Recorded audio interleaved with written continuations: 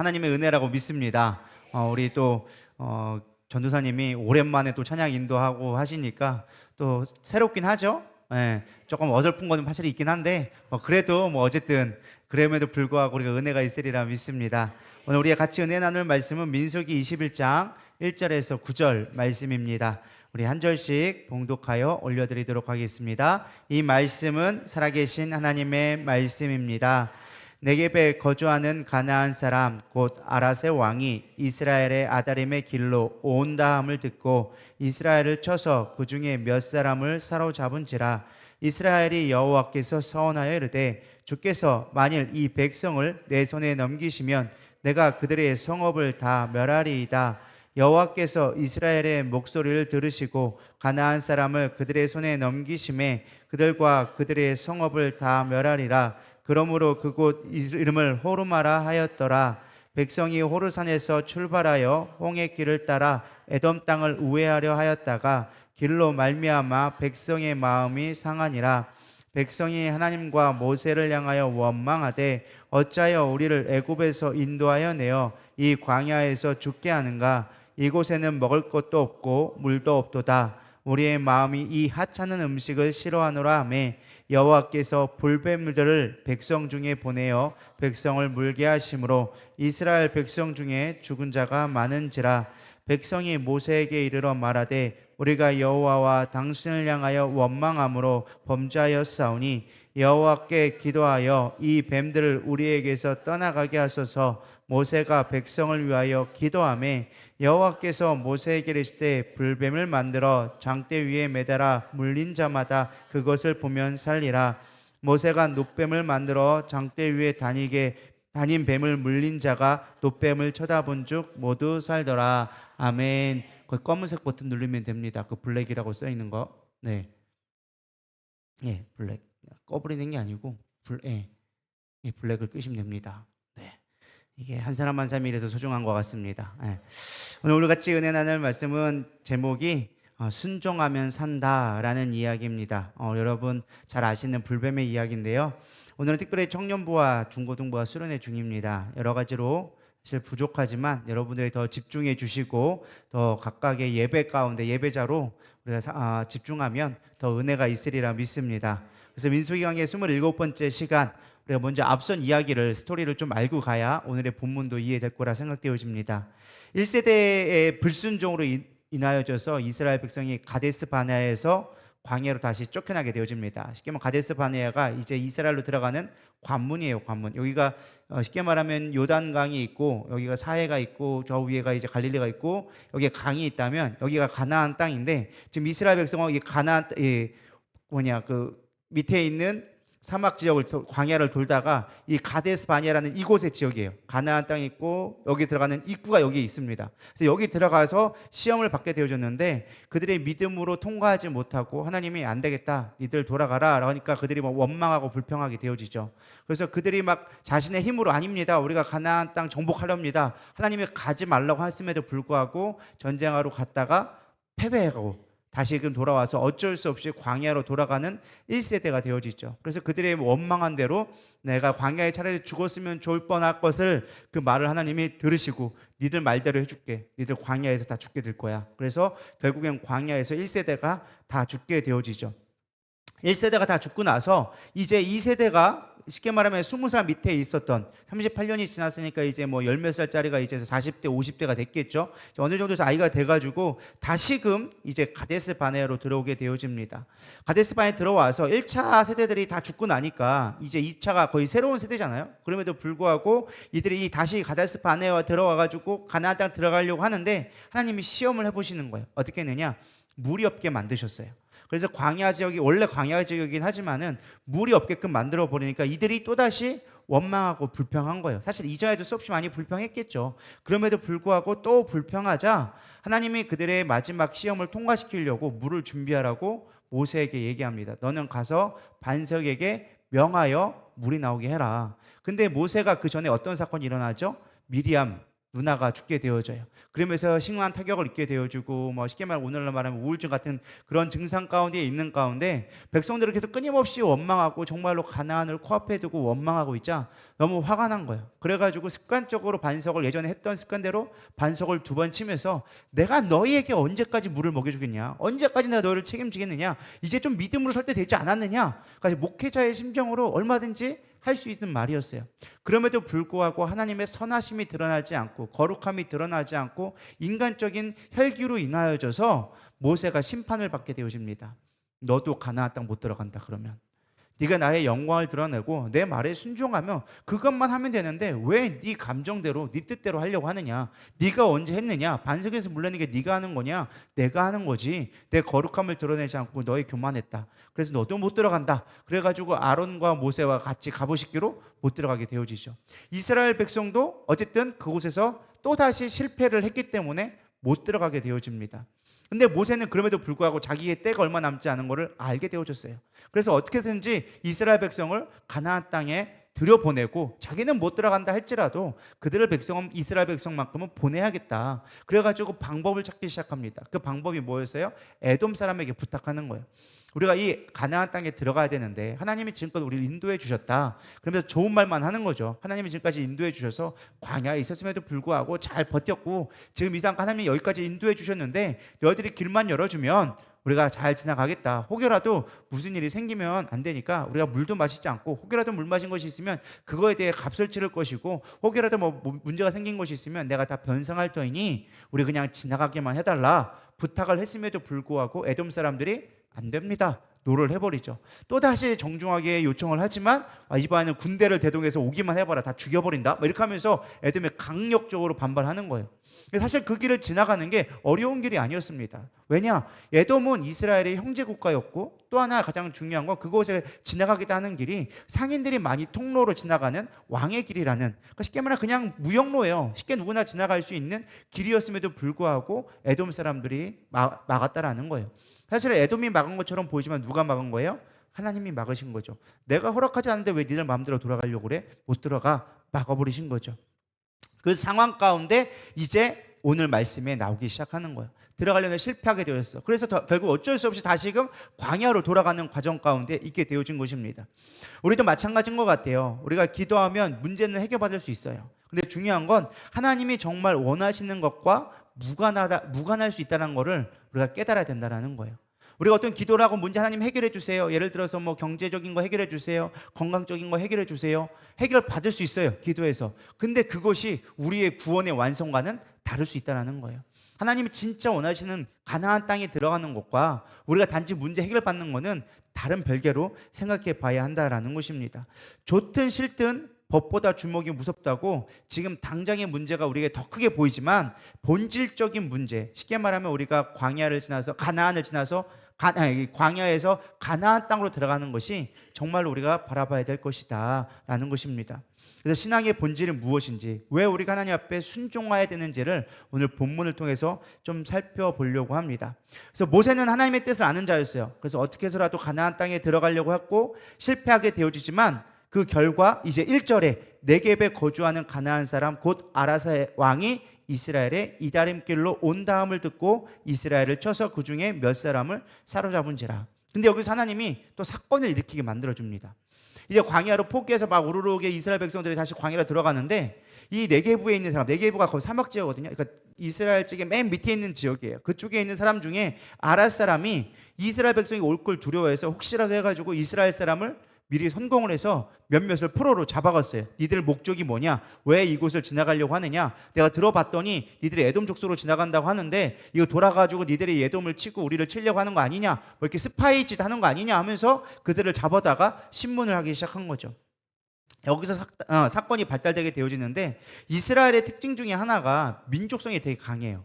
오늘날도 이스라엘은 어려운 자가 있으면 자기 같은 민족이라 한다면은 이유 불문하고 그들이 먹고 살 수 있도록 책임을 주세요. 그래서 그 공동체성이 되게 강하거든요. 그래서 1000년 동안 무려 나라가 멸망했음에도 불구하고 다시 부활할 수 있던 이유가 민족성이 강하기 때문에 그래요. 우리는 한 민족이다 막 이렇게 해가지고 자기 민족에 대한 정체성이 되게 강한데 자기 민족이 당하게 된 거예요. 그러니까 가만히 있을 수 없잖아요. 그래서 딴 때는 자기들이 먹고 사는 있을 때는 막 불만을 했지만 자기 편이 공격을 당하니까, 자기 민족이 공격을 당하니까 이때는 하나님의 찬스를 쓰기 시작합니다. 뭐라고 했어요? 이스라엘이 여호와께 서원하여 이르되 라고 얘기합니다. 서원했다라는 건 하나님 앞에 기도했다라는 거죠. 근데 그냥 기도한 게 아니라 작정해서 기도했어요. 뭐라고 기도했느냐? 이 백성을 내 손에 넘기시면 내가 그들의 성읍을 다 멸하리이다 라고 얘기해 주고 있습니다. 다 멸하겠다. 사실 이 말이 되게 중요해요. 우리가 아무 생각 없이 읽으면 그냥 하나님 도와주세요, 저들을 내가 멸망시키겠습니다, 뭐 이렇게 그냥 쉽게 저들을 공격하겠습니다라고 우리가 그냥 순화하여 생각할 수가 있는데, 이 멸하다라는 말이 헤렘이란 말로 썼어요. 헤렘이란 말이 무엇이냐? 완전하게 진멸하다, 파괴시키다라는 의미를 갖고 있습니다. 근데 이게 왜 중요하느냐? 이 헤렘이라는 말이 성경에서는 단순하게 그들을 완전하게 없애버리는 그런 수준이 아니라 영적인 의미를 또 갖고 있어요. 우리가 할랄푸드라는 말 들어봤죠? 할랄하고 헤렘하고 어떻게 말이 비슷한가요? 틀린가요? 다른 것처럼 보이지만 히브리어에는 모음이 없어서 같은 자음을 씁니다. 쉽게 말하면 헤렘이나 할람이나 똑같은 말이라고 볼 수 있어요. 쉽게 말하면 우상에게 바쳐진 제물, 그러니까 쉽게 말하면 완전하게 바쳐진 어떤 그 재물을 일으킬 때 할렘이라고도 하고 헤렘이란 말도 쓰기 시작하는 거예요. 그러니까 쉽게 말하면 우리가 이방인들을, 쉽게 말하면 이 네게부 사람을 하나님의 재물로 바칠 테니까 하나님 우리를 승리하게 해주세요, 이 말을 한 거예요. 그냥 우리가 이기겠습니다라고 한 게 아니라 이것을 당신의 재물로 천열매로 드리겠습니다, 이런 의미로 우리가 전쟁에 하겠습니다라고 하면서 서원을 하게 되어진 것이죠. 신학적인 의미로 봐도 이것은 우상의 죄를 완전하게 없애버리는 그런 의미를 갖고 있는 게 이 헤렘이란 단어예요. 그래서 성경에 보면은 이 헤렘이라는 말을 직접 하나님이 명령하실 때가 있어요. 레위기 27장 28절에 39절에 보면 어떤 사람이 자기 소유 중에 오직 여호와께만 온전히 바친 모든 것은 뭐예요? 여호와께만 온전히 바쳐진 게 뭐다? 헤렘이다. 그러니까 완전히 하나님 앞에 드려진 걸 뭐라 그러는 거예요? 헤렘이라고 그러는 거예요. 그러면서 29절 후반절에 보면은 온전히 바쳐진 그 사람은 다시 무르지 못하나니 반드시 죽일지니라. 그래서 헤렘이라고 해서 하나님이 온전히 바쳐진 거를 헤렘이라고 하는 거예요. 이게 사람이든 물건이든 하나님 앞에 바쳐진 건 온전히 누구 거다? 하나님의 것이다. 이건 누구에게 나눌 수도 없고 남아서도 안 된다. 그 하나님 앞에 바쳐진 모든 것들을 다 드려진 것, 구별됨의 어떤 모습, 하나님의 절대적인 상징을 헤렘이란 말로 표현한 거예요. 그러니까 이들이 서원할 때 그냥 서원한 것이 아니라 이거는 완전히 하나님의 것입니다. 그러니까 하나님 해주세요 라고 서원을 했다라는 것입니다. 그러니까 하나님은 이스라엘의 철저한 순종을 뭐하냐? 기뻐하셨어요. 그래서 여리고성을 함락할 때도 이거는 다 내 거다, 나에게 거룩한 제물이 되게 해라, 그래 너희들은 취하지 말아라. 우리가 볼 때는 아간이 뭘 하나 좀 취한 것 같고 그 옷 한 벌 가지고 뭐 금 은하 몇 점 갖고 그거 얼마 되지도 않은 것 같고 하나님 왜 화가 나시지? 이건 하나님의 거룩함에 구별되기 때문에 그래요.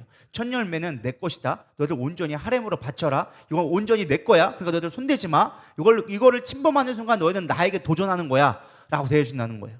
근데 그렇게 했는데 그들이 불구하고 아간이 몰래 그걸 숨겼기 때문에 하나님은 이스라엘 온 백성에게 심판을 내셨다는 거예요. 그만큼 이 헤렘이란 말이 단순한 말이 아니라 하나님 앞에 철저하게 드려진다라는 말이에요. 완전한 순종을 하겠다라는 의미인 것이죠.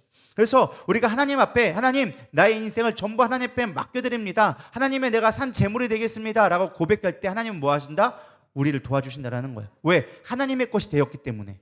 이해가 되시죠? 근데 우리가 하나님께 온전히 되지 못하기 때문에 하나님이 일하시지 않는 거예요. 그러니까 위기 가운데 있을 때 우리에게 가장 중요한 건 뭐예요? 나의 삶이 하나님의 것입니다, 그러니 하나님 일하여 주시옵소서 고백할 때 역사가 되어지는 것이지, 내 마음대로 하면서 하나님 도와주세요 하면은 네 거는 네 마음대로 해, 나는 내 것만 책임질 거야. 우리가 하나님을 좀 오해하는 게, 하나님은 사랑이 많으시고 인자가 많으시고 온유하시고 막 그러니까 다 도와주고 다 착할 것 같죠? 아니에요. 성경 하나님은 철저하신 분이에요. 내 거는 철저하게 내가 책임진다, 근데 내 게 아닌 건 니들 마음대로 해, 나는 너희들 신경 쓰지 않을 거야. 성경에 그런 말씀이 너무나 많이 나와져 있어요. 그래서 우리 가운데 온전한 순종, 하나님의 것이 되게 하는 삶이 중요하다라는 거예요. 그래서 그곳의 승리의 이름을 뭐라고 했어요?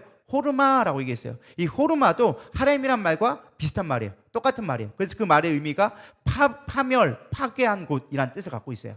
그러니까 이곳은 내가 완전하게 파멸된 것이다, 하나님 앞에 바쳐진 곳이다 라는 의미로 호르마라고 불리게 되어진 것이죠. 근데 여기에는 중요한 의미가 있어요. 지역적인 또 호르마라고 굳이 성경에서 이름을 밝힌 데는 의미가 있어서 밝히겠죠. 성경은 제가 항상 얘기하잖아요. 그냥 쓰여진 게 하나도 없다. 여기서 호르마라고 굳이 지역 이름을 다시 언급한 건 그곳에 어떠한 사건이 있었기 때문에 그 이름을 호르마로 불렀다라는 것을 강조해 준 거예요. 왜냐하면 출애굽 1세대가 이스라엘에서 처음 가데스 바네로 들어왔을 때 정탐꾼을 보내게 되어지죠. 아까도 얘기했지만 우리는 메뚜기 같다, 그들은 강하다, 우리는 안 된다, 믿음으로 막 하고 반역을 일으키고 모세에게 대적하고 하나님을 원망하니까 그들이 심판을 받게 되어졌잖아요.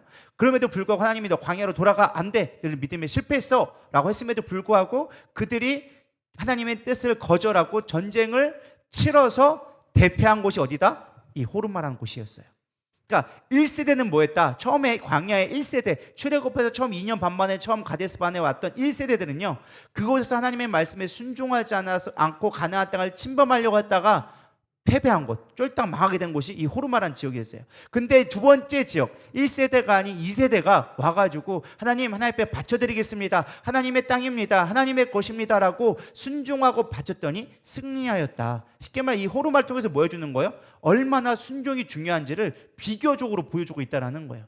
우리가 볼 때는 그냥 그런가 보다, 1절에 뭐 그냥 그런가 보다 하지만은 이미 이스라엘 백성들은 뭐 하는 거예요? 그 역사를 알고 있기 때문에 이들은 1세대는 실패했지만 2세대는 믿음으로 순종함으로 하나님 앞에 바쳤더니 승리하게 되어지는구나, 하나님이 함께 하시는 것이 중요하구나라는 것들을 생각하게 되어졌다는 것이죠. 우리도 마찬가지예요. 이 순종이 얼마나 중요한지, 하나님 내가 순종할 수 있는 자가 되게 하여 주시옵소서, 하나님 말씀에 따를 수 있는 자가 되기를 소망합니다 고백할 때 우리의 삶 가운데 문제가 해결된다라는 것입니다.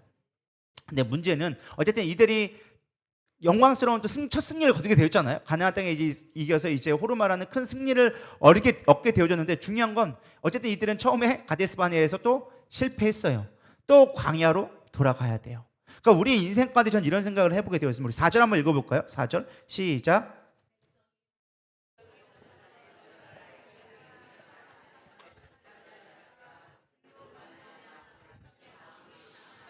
그러니까 호르산이 어디에? 지금 호르 지역 있는 호르마라는 지역이 있는데 호르산이 있는 거예요. 거기서 출발했는데 지금 어디로 가게 있어요? 홍해의 길. 홍해의 길이 뭘까요? 이들이 걸어왔던 광야의 땅을 홍해의 길인 거예요. 그러면서 에돔 땅을 우회하려고 이렇게 돌아가고 있는데 백성들이 뭐 했다? 마음이 상하니라. 왜 상했을까요? 가나안 땅 들어가야 되는데 못 들어가.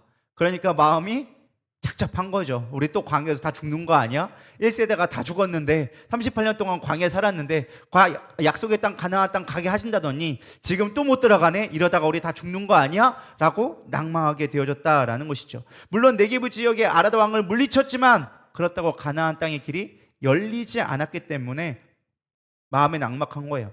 사실 우리 같으면 하나님께 기도해서 응답받았으면 우리가 뭔가 문제가 있어, 그래서 하나님 기도했더니 문제가 해결되셨어, 그럼 우리가 어떤 생각을 가질까요? 다 잘 될 것 같죠. 뭔가 막 하나가 해결되어지면 다 잘 될 것 같은데 인생이 풀리지가 않는 거예요. 예를 조금 비유를 들어볼게요. 가정에 문제가 있었어요. 심각한 경제적 문제가 있었어. 해결받으려고 하는데 때마침 교회에서 건축을 한다네. 그래서 하나님 작정하고 내 전보를 드리겠습니다 해서 건축 헌금을 드렸어. 정말 하나님의 은혜로 교회가 잘 건축하고 잘 세워졌어. 근데 중요한 건 이렇게 되면 내 삶도 풀려져야 되는데 내 삶은 똑같네. 여전히 안 바뀌네. 아니, 하나님 앞에 내가 드리고 내 전부를 드려서 정말 하렘처럼 내 재산을 드리고 내 모든 걸 딱딱딱 털어가지고 정말 하나님 앞에 드려서 하나님 이렇게 승리도 거두었는데 그럼 내 삶도 책임져야 되는 거 아니겠어요? 주님 그래야 맞잖아요 라고 할 만한데 내 삶이 안 바뀌는 거야. 여전히 뱅뱅뱅 똑같은 삶으로 계속 힘든 삶을 살아갈 수밖에 없는 거예요. 그럼 우리는 뭐 하게 되어져요? 낭망하게 되어주는 거죠. 하나님 내가 가려고 했는데 하나님 하셨잖아요. 도와주셨잖아요. 근데 왜 내 인생은 안 풀려요? 왜 여전히 내가 가야 할 목적지는, 내가 원하는 모습들은 왜 해결되지 않는 거예요? 라고 우리가 낭망되어질 수밖에 없다라는 거예요.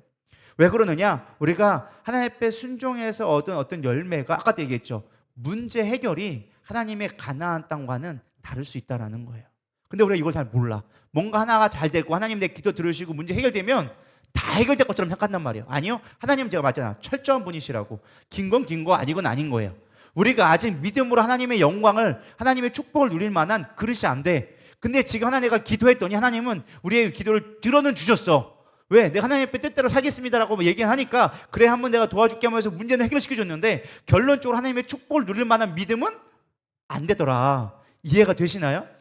그러니까 우리는 뭔가 기도하면 내가 믿음 좋은 것처럼 생각해. 하나님은 아니라는 거예요. 아직도 그만한 믿음은 되지 않았어. 네가 아직 믿음으로 내 영광을 이룰 만큼의 능력은 되지 않았어. 네가 기도했으니까 내가 들어는 줬는데 아직 그만큼은 안 된 거야 라고 우리에게 말씀해 주실 수도 있다라는 것입니다. 우리가 내가 원하는 평온한 삶, 승리의 삶, 성공의 삶이 왜 거리가 먼지를 우리는 온전히 바라볼 수 있어야 된다라는 것입니다. 실수로 돌아가는 길, 하나님 때로 우리는 내 믿음의 어떤 수준에 이르지 못하여져서 돌아가게 되는 길이라도 할지라도 가장 중요한 거 우리가 바라봐야 되는 건 하나님 내 뜻대로 되지 않았어요 낭망할 게 아니라 여전히 하나님이 나와 동행하신다라는 걸 우리가 바라볼 수 있어야 된다는 거예요. 이스라엘 백성이 왜 낭망했어요? 또다시 광야로 돌아가니까. 근데 중요한 건 무엇을 보지 못한 거예요? 하나님이 여전히 함께하고 계시다는 것을 바라보지 못한 거였어요. 여전히 그들의 광야 가운데 있을 동안 뭐 한 거? 하나님은 여전히 만나를 주시고 그들에게 물을 내려주시고 그들의 길을 인도해주고 계시는데 그들은 그걸 보면서도 뭐 하는 거예요? 알지 못하는 거예요. 그저 내가 지금 광야로 간다는 사실 하나만 꽂혀가지고 지금 내 뜻대로 되지 않았다라는 것만 낙심하면서 하나님이 함께하는 것을 바라보지 못할 때가 많다라는 것입니다. 우리도 그럴 때가 참 많은 것 같아요.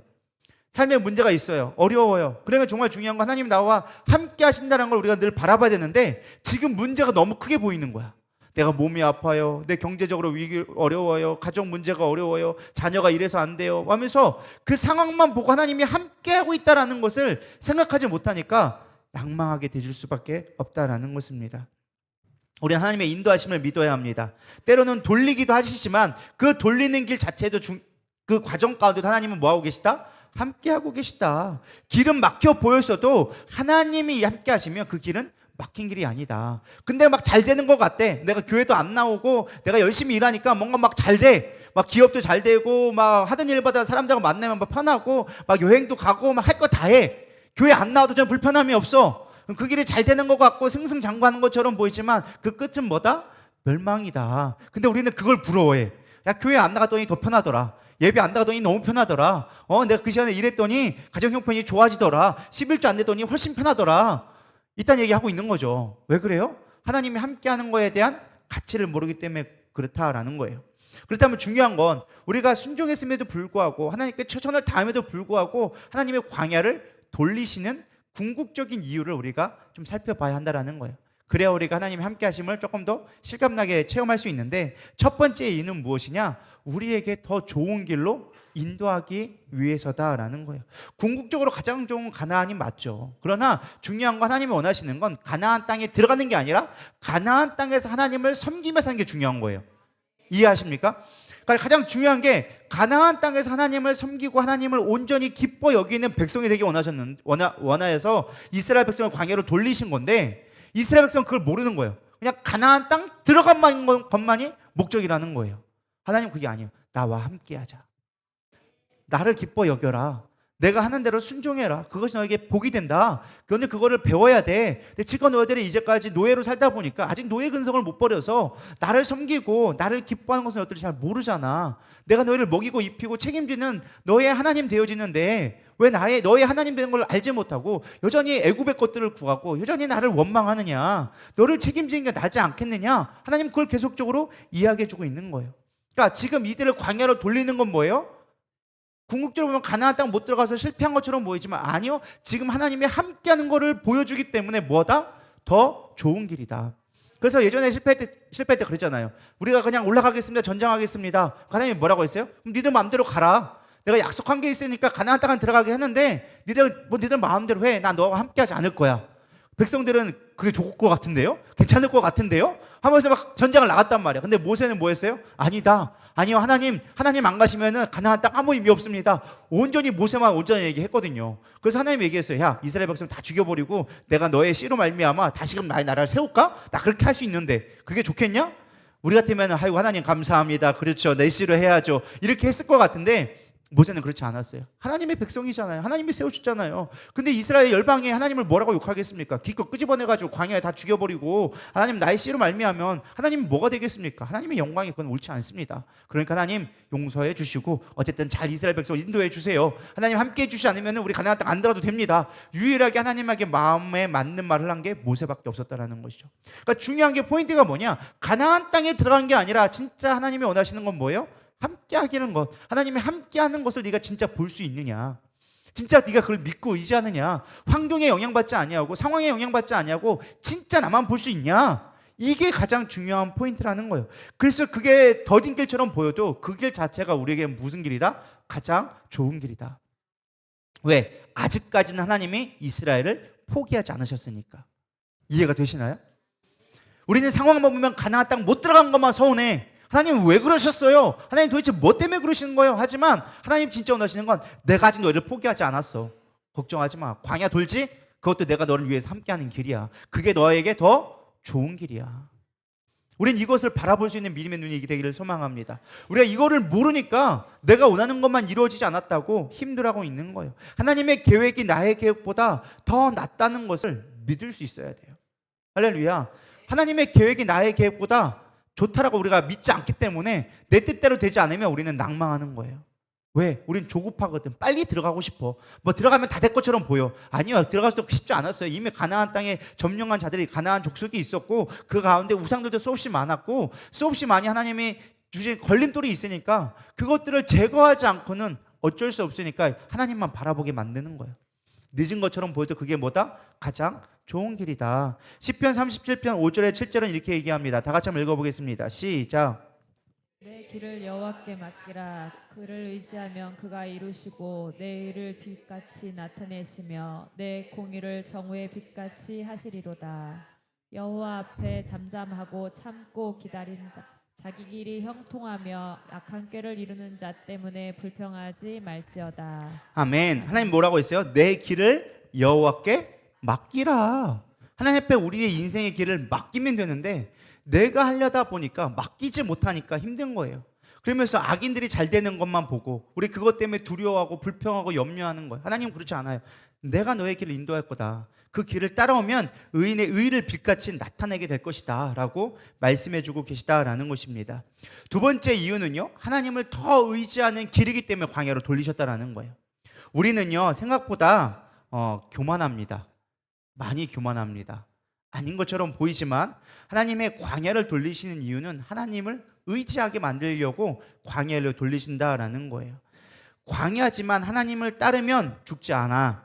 광야지만 순종하면 하나님이 우리를 책임져 주셔. 이거를 믿게 하는 거죠. 우리가 편안하고 익숙한 길에서는요 하나님이 필요 없다고 생각할 때가 너무 많습니다. 조금만 내가 삶이 편안해봐요. 여러분 힘들면 나와서 기도하지 다 등 따시고 배부르면 잘 기도하지 않는다니까요. 문제가 없었으면 여기 나올 사람 많지 않아요. 문제 때문에 이 자리에 나와 있는 경우가 많다는 거예요. 죽겠어요 하지만 문제 때문에 나와 있는 거예요. 정말 우리가 편안하잖아요. 기도 안 해요. 말씀 안 보고요. 뭐 예배는 뭐 그냥 그냥 형식적으로 주일만 한번 왔다 갔다 하면 되지. 뭘 수요 예배, 금요 예배, 새벽 예배, 작전 기도 이런 거 뭐 필요 있어. 그냥 주일날 하나님 잘 믿으면 되는 걸 이미 잘 되고 있는데 뭐가 문제야. 이렇게 되는 게 우리의 죄된 본성이에요. 하나님을 멀리하고자 하는 마음이 우리 가운데 언제나 있다라는 거예요. 차라리 매일 모르는 길, 두려운 길, 하나님 내일 어떻게 될지 모르겠어요. 염려 가운데 있고 두려워하지만 하나님 없으면 안 됩니다. 하나님 없으면 나 인생에서 못 살아요. 하나님이 책임져 주세요 하는 게 하나님 볼 때는 뭐다? 더 좋은 길이다. 우리가 볼 때는 이게 힘들고 나는 편한 길을 원하고 등 따시고 배부른 걸 원하는데 하나님 그거 별로 원하지 않으세요. 왜? 그렇게 하면 니들은 나에게 안 오거든. 하나님의 철저한 관점 속에서는 오히려 우리를 고난 가운데 처박아 놓더라 할지라도 하나님밖에 없습니다 라고 하면 하나님은 그래 너 나밖에 없지? 아이고 그래 그게 이쁘다. 아이고 이쁘다. 내가 도와줄게. 뭐 하면 줄까? 이게 하나님의 방법이라는 거예요. 근데 우리 이 영적인 원리를 몰라. 그러니까 우리는 늘 뭐만 원해? 등 따시고 배부른 것만 원하는 거예요. 내가 뜻대로 계획한 것만 이루어지길 원하는 거예요. 하나님과의 관계가 중요한 게 아니라 내 삶에만 집중하게 되어지니까 하나님은 우리의 문제를 가나안 땅에 못 들어가게 만드는 거예요. 이해가 되시죠? 아까 문제는 해결받을 수 있어. 근데 중요한 가나안 땅에 왜 못 들어가느냐? 정말 하나님이 주시는 그 축복을 왜 못 누리느냐? 이유는 하나예요. 하나님 없이 살 수 있는 것에 우리 너무나 익숙해져 있으니까. 하나님 없이는 안 됩니다라고 고백해 하나님은 가나안 땅에 들여보내 주실 건데 하나님의 축복 가운데 거하게 하실 건데 우리가 여전히 나의 삶으로 내가 내 뜻대로 살 수 있다라는 그것에 여전히 내 마음 가운데 깊이 뿌리 내려져 있으니까 여전히 우리는 문제는 해결받을 수 있어도 정말 하나님이 주시는 진정한 평안과 기쁨을 누릴 수 없는 거예요. 의와 평강과 희락이 우리 마음 가운데 이미 있다라고 하나님께서 말씀해 주셨는데 그 평강을 누리지 못하고 있는 거예요. 전 여러분들의 하나님의 진정한 주시는 평안을 누리기를 소망합니다. 광야에는 지도가 필요 없다고 합니다. 왜냐하면 광야는 사막은 수시로 길이 바뀌니까 바람이 불면은 깃던 길도 없어지고 없던 길도 만들어져. 그러니까 광야에는 뭐가 필요하느냐? 지도가 아니라 안내자가 필요하대요. 그 광야를 보면서 이곳을 평생 동안 그곳에 살아오면서 광야를 잘 아는 사람만이 그 길을 갈 수 있다는 거예요. 우리의 인생도 마찬가지예요. 내일 일은 남 몰라요. 하루하루 살아요. 왜? 우리가 계획할 때 할지라도 내가 계획한 길이 내일이면 없어질지 몰라. 근데 중요한 건 뭐예요? 그 광야를 너무나 잘 아시는 예수님이 우리의 안내자가 되어줘야 우리는 그 광야를 살아남을 수 있다는 거예요. 생존의 문제라는 거예요. 근데 우리는 그 광야의 길을 내가 길이 있다고 내 계획이 있다고 그 길로 가려고 하면 길이 없어져 버리는 거예요. 우리 광야의 속성을 모르거든. 세상의 선미를 우리가 깨달을 수가 없어. 그럴 때 우리는 하나님 앞에 인생을 맡길 수 있어야 된다라는 것입니다. 주님이 원하시는 것은 가나안 땅에 가는 게 아니라 나만 따라와야 합니다. 따라하겠습니다. 나만 따라와. 그게 주님의 뜻이에요. 나만 바라봐. 이게 주님의 뜻이라는 거예요. 근데 우리는 주님은 내가 필요할 때만 보려고 한단 말이에요. 내가 필요할 때만 주님의 도움을 구하려고 한단 말이에요. 그게 하나님의 뜻과는 다르기 때문에 우리는 늘 광야를 돌 수밖에 없다라는 것입니다. 세 번째 이유는 지나고 보면 그게 더 빠른 길이었다라는 것입니다. 왜? 하나님은 우리의 가장 항상 선한 거를 공급하시는 분이기 때문에 그렇다라는 것입니다. 한 예를 들면 성경에 보면 바울의 이야기를 보면 알 수 있어요. 바울은 서바나, 쉽게 말하면 땅끝까지 복음을 증거해야 된다는 사명을 받았어요. 내가 너를 이방인의 그릇에 세울 것이고 땅끝까지 이르러 내 증인이 되라는 그 말씀을 듣고 주님 제가 땅끝까지 일어나서 복음의 증인이 될게요. 근데 당시에 땅끝은 서바나 지금의 스페인이라고 그때 당시에 사람들은 알고 있었어요. 왜? 스페인이 바다 끝에 있으니까 거기가 세상 끝이라고 생각했단 말이에요. 근데 이 스페인을 갈 수 있는 길은 무엇이냐? 로마로 가야 하지만 스페인을 갈 수 있었어. 당시에는 무슨 말이 있었어요? 모든 길은 로마로 통한다. 그러니까 스페인을 가려면 반드시 로마를 거쳐야 됐단 말이에요. 이 로마로 가기를 작정해서 몇 번씩이나 도전했지만 하나님이 막으셨어. 가지 말래. 못 가고 있었어요. 하나님, 내가 땅끝까지 복음을 증거하러 가려면 반드시 로마를 거쳐가지고 네로 황제에게 복음을 증거해야 땅끝까지 복음이 증거될 것 같습니다. 나는 로마로 가야 합니다라고 계획을 세워서 가려고 했는데 바울의 뜻과는 전혀 다르게 다른 방법으로 하나님이 로마로 인도하기 시작했어요. 바울은 자기가 전도 여행을 가가지고 로마로 복음을 증거하러 가고 싶어 했는데 하나님은 반대로 뭐 하느냐? 예루살렘에서 잡혀가지고 포로가 되게 만드셨어. 죄인이 되게 만드셨어. 로마로 가야 되는데 감옥에 갇히니까 복음을 증거할 수 있어요? 없어요?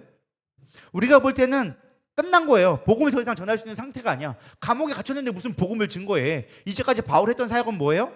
수구장창 돌아다니면서 그냥 회당 찾아다니면서 복음을 증거하고 교회 세우고 예수님 전하고, 이게 바울의 전도의 사역이었단 말이에요. 날마다 돌아다니면서 그냥 돌고 떠돌고 하면서 교회 세워가는 게 바울의 사역이었는데 감옥에 갇혀서 꼼짝없이 움직일 수가 없어. 죄인의 신분이 되어졌어. 근데 중요한 건 무엇이냐? 이게 하나님의 방법이었다는 거예요. 왜? 바울은 회당마다 돌아다니니까 유대인들의 타겟이 됐어. 그래서 바울은 수백 번 죽을 만큼 고난을 당했단 말이에요. 수없이 살인 미수에 경험하게 되어지고 밤중에 성에서 도망치다가 돌에 맞아 죽을 뻔하고 유대인들에 잡혀가지고 신문 가여가지고 막 신문에 퇴장을 몇 번씩이나 맞게 되어지고 그렇게 됐단 말이에요. 상황적으로 보면은 끝났어. 복음을 전하지 못하는 상황인데 오히려 바울은 뭐라고 했느냐? 이를 통하여서 합법적으로 복음을 증거할 수 있는 길이 열렸다라고 얘기합니다. 빌립보서 1장 12절 14절. 그러니까 빌립보서가 뭐예요? 감옥에 있을 때 쓴 거거든요. 빌립보에 쓴 편지를 뭐라고 썼느냐 한번 읽어보겠습니다. 시작. 형제들아, 내가 당한 일이 도리어 복음 전파의 진전이 될 줄을 너희가 알기를 원하노라. 이러므로 나의 매임이 그리스도 안에서 모든 시위대 안과 그 밖의 모든 사람에게 나타났으니 형제 중 다수가 나의 매임으로 말미암아 주 안에서 신뢰함으로 겁없이 하나님의 말씀을 더욱 담대히 전하게 되었느니라. 아멘. 잘 보세요. 형제들아, 이 형제들은 누굴까요? 교인들에게 얘기하는 거예요. 빌립보 교인들아, 잘 들어봐. 내가 당한 일 뭐예요? 감옥에 잡히게 되어졌어. 근데 이게 도리어 복음 전파에 뭐하게 되었다? 진전이 되었다. 지금 끝났다라고 얘기하는 게 아니에요. 내가 감옥에 갇혔는데 이것 때문에 더 잘 됐어. 왜? 너희가 이걸 알길 원하는데 내가 매임당했던 거, 감옥의 하옥됨으로 말미암아 온 시위대 안과 그 밖의 모든 사람에게 나타났나니, 이게 무슨 말이냐? 쉽게 말하면 바울이 있잖아요. 감옥에 갇혀 있단 말이에요. 그럼 거기에 누가 있어야 돼요? 간수들이 있어야겠죠. 근데 이게 간수가 한 사람만 하느냐? 거기도 교대라는 게 있단 말이에요. 그리고 로테이션이 돌아간단 말이에요. 그러니까 맨날 와가지고 그 앞에 죽치고 있어야 돼. 바울이 할 거 없으니까 뭐 하는 거야? 간수들한테 얘기하는 거죠. 예수님에 대해서 들어봤어요? 그러면서 얘기하니까 이거 귀를 막고 그 귀를 꼬매지 않는 이상 계속 얘기한단 말이에요. 듣거나 말거나 바로 계속 얘기하는 거예요. 뭐 힘든 거 없어요? 그러면서 예수님은 다 고쳐주세요 하면서 막 이렇게 얘기하고 있으니까 막 하루 종일 그걸 듣고 있다 보니까 보통 8시간에서 뭐 24시간까지 보통 교대를 한단 말이에요. 그럼 24시간 동안 옆에서 계속 떠드니까 뭐 하는 거예요? 안 들으려고 해도 누가 모른 척 하려고 해도 그런 거 같나? 이거 너 하다 보니까 어느 순간 뭐 하는 거 간수들이 이제 변화받기 시작하는 거예요. 그래서 바울이 간수에 도망쳤을 때 무슨 일이 나왔어요?